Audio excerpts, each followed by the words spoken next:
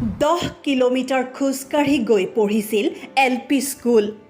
থকা ঠাইৰ অভাৱত প্ৰতিবেশীৰ ঘৰত ৰাতি যাপন কৰিছিল। হাতীৰ মাউতৰ পুত্ৰ আজি উচ্চ আসনত অধিষ্ঠিত। আজি মন্ত্ৰী বিধায়কে তেওঁক মহোদয় বুলি মাতে।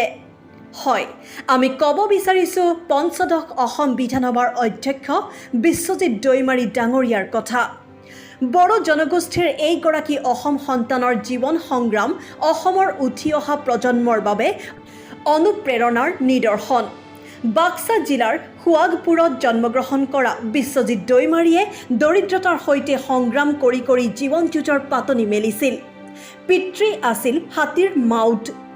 এদিন ওলাই গ'লে বহুদিন নাহে। জৰাজীৰ্ণ ঘৰ, চাহ দোকানত বন কৰা ল'ৰা হিচাপে কাম কৰি 10 কিলোমিটাৰ দূৰত LP স্কুল পঢ়িব গৈছিল তেওঁ। জৰাজীৰ্ণ ঘৰত ৰাতি থাকিবলৈ ঠাই নাপাই বহুদিন প্ৰতিবেশীৰ ঘৰতো থাকিছিল তেওঁ। কিন্তু জীৱনত হাৰ নমনা সেইজন বিশ্বজিৎ দৈমাৰী 3বাৰ ৰাজ্যসভাৰ সাংসদ হ'ল, 2বাৰকৈ বিধায়ক হ'ল। এইবাৰ বিশ্বজিৎ দৈমাৰীক নিযুক্তি দিয়া হ'ল বিধানসভাৰ অধ্যক্ষ ৰূপে। লগে লগে সংবাদ মাধ্যমত চৰ্চিত হৈছে তেওঁৰ জীৱনৰ সংগ্ৰামৰ কথা। প্ৰতিকূল পৰিস্থিতিৰ সৈতে যুঁজি মানুহে কিদৰে সফলতাৰ পিনে আগবাঢ়ি যাব পাৰে, বিশ্বজিৎ দৈমাৰী তাৰ উদাহৰণ।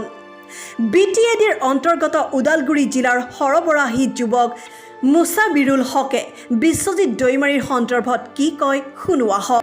পঞ্চদশ অসম বিধানসভাৰ নতুন অধ্যক্ষ হিচাপে নিৰ্বাচিত হৈছে অসম তথা BTCৰ এটা জিলা, বাক্সা জিলাৰ অতি পিছপৰা অঞ্চল সুৱাগপুৰৰ পৰা জন্মগ্ৰহণ কৰি বৰ সংগ্ৰামৰ মাজেৰে, কঠোৰ সংগ্ৰামৰ মাজেৰে এটা দুখীয়া পৰিয়ালৰ পৰা পিতৃয়ে হাতীৰ মাউতৰ দৰে কাম কৰা এজন দুখীয়া ঘৰৰ ল'ৰা আহি অসম বিধানসভাৰ অধ্যক্ষৰ পদ অলংকৃত কৰিলে।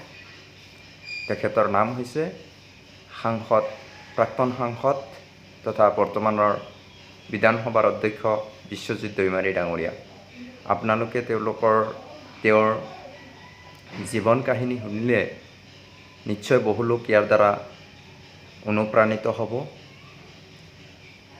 যে চাহ দোকানত বন কৰা কামৰ পৰা আৰম্ভ কৰি তেখেতে প্ৰাথমিক শিক্ষা গ্ৰহণ কৰিছিল 10 কিলোমিটাৰ খোজকাঢ়ি গৈ বিদ্যালয়ৰ পৰা।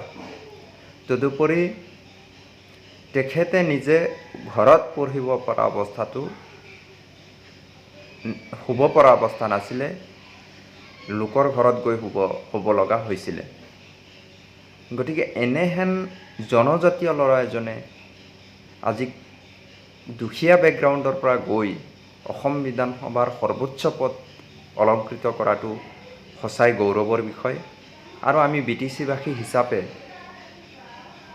এজন জনজাতীয় লোক, বড়ো সম্প্ৰদায়ৰ লোক অসম বিধানসভাৰ অধ্যক্ষ হোৱাত নথৈ আনন্দিত হৈছোঁ আৰু তেওঁক অভিনন্দন জনাইছোঁ, শুভেচ্ছা জনাইছোঁ।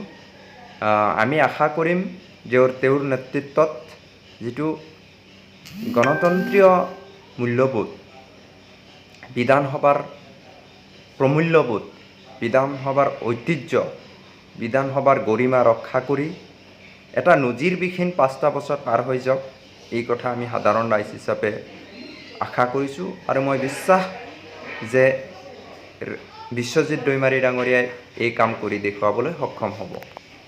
News desk report, Doboka live.